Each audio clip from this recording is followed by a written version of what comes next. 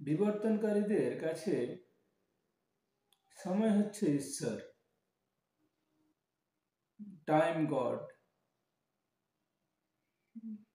কালক্রমে সবকিছু আপনা থেকে হয়ে গেছে, বাই চান্স, কেবল বাই চান্স। তো আমরা যদি দেখি আমাদের শরীরে যে সূক্ষ্ম জটিল টেকনোলজির উদ্ভাবন, তো সেটা কে করল? তা নিয়ে বিজ্ঞানীরা নানা রকম পরীক্ষা নিরীক্ষা তো করছেন।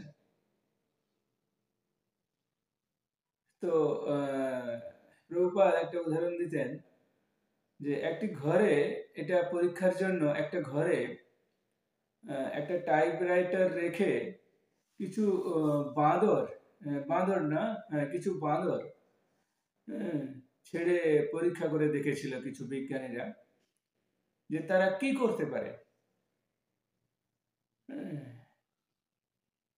তো তারা কোনো বাক্য, অর্থপূর্ণ বাক্য অথবা কোনো কবিতা কিছু ডিসকভার করতে পারে কিনা। কিন্তু কিছুক্ষণ পরে যখন বিজ্ঞানীরা দরজা খুলে দেখে যে ওই বাঁদররা উদ্দেশ্যহীন ভাবে এদিক ওদিক ছোটাছুটি করে চাপাচাপি করার ফলে কিছু অক্ষর ছাপা হয়েছিল, কিন্তু সেটা পড়ার যোগ্য নয়। আর ওই টাইপরাইটারটিকে খুঁজে পাওয়া তো দুষ্কর হয়ে গেছিল, বাঁদররা সব লন্ডভন্ড করে দিয়েছিল। তো প্রভুপাদ আর একটা উদাহরণ দিতেন যে একটি কম্পিউটারে প্রোগ্রামিং করে তাকে 26টি অক্ষরের বর্ণমালা তৈরি করতে দেওয়া হয়। অবশ্য অক্ষরগুলি আগে থেকে ইনপুট করা ছিল, 1000 2000 নয়, অক্ষর ইনপুট করা ছিল না। প্রায় 35-এর পরে 12টা শূন্য বসালে যতগুলো অক্ষর হয় ততগুলো অক্ষর ইনপুট করা ছিল। তো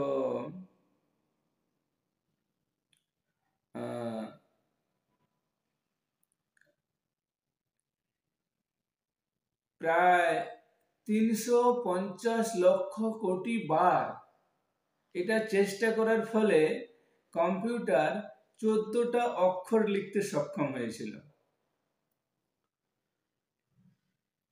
তাহলে আমাদের শরীরে যে ডিএনএ আছে, সেই ডিএনএ এর উদ্ভব কোন কম্পিউটার করেছিল? তাতে কোনো কম্পিউটার ছিল?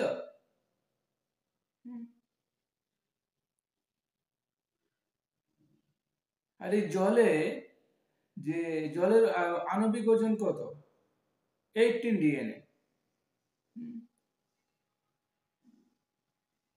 তো এই যে লক্ষ কোটি পরমাণুর নিখুঁত সমন্বয়, তো আমাদের এই সরল কোষের যে উদ্ভাবন আমাদের শরীরে, তো সেটা কিভাবে হয়? সেটা কে উদ্ভাবন করেছিল?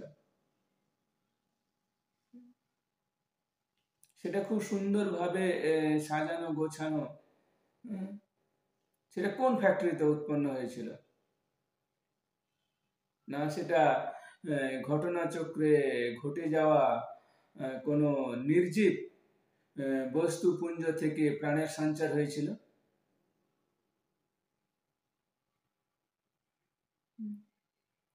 আমরা দেখি মানুষ যদি মারা যায় তবুও কোটি কোটি কোষ আমাদের শরীরে সজীব থাকে, কিন্তু দেহটি তখন নিষ্প্রাণ থাকে।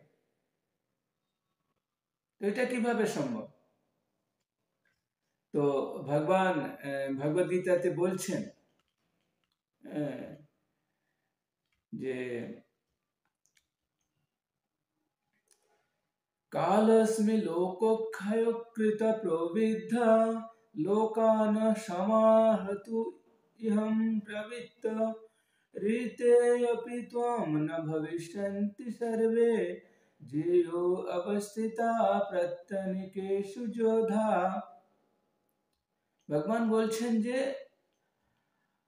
মহাকাল আমি সেই প্রবৃত্ত ইচ্ছায় হই যত লোক গ্রাস করিবারে, প্রবৃত্ত হইয়াছি আমি, আমি সেই অন্তর্যামী, লোকক্ষয় অন্তরে অন্তরে। যে অর্জুন, তুমি কিন্তু কর্তব্য বিমূঢ় হয় না, আমি হচ্ছি সেই মহা বিনাশকারী, ধ্বংস সাধনকারী মহাকাল। আর পরমেশ্বর ভগবান যখন এই কথা বলছেন, তখন সায়েন্সরা কি কথা বলছে, বলে by chance, time God. Time God বলে কাল কখনো ভগবান না, কাল ভগবানের নিয়ন্ত্রিত।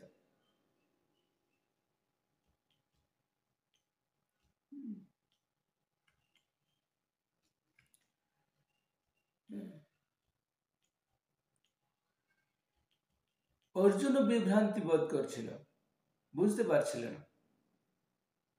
ভগবান বলছে অহম ব্রজ প্রদ পিতা, আমি হচ্ছি সমস্ত সবকিছুর বীজ বপনকারী পিতা। তুমি আমার শরণাগত হও, আমি তোমাকে সমস্ত পাপ থেকে উদ্ধার করে দেব। কিন্তু আমরা সেটা তো হব না, আমরা কিসে যাব, টাইম গড।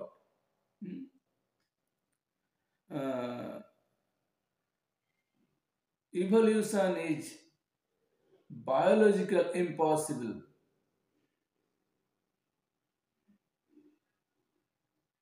তো এখনো তো অনেক নির্জীব বস্তুপুঞ্জ আছে,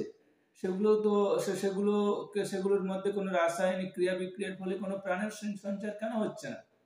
কালও তো আছে, কেন হচ্ছে না?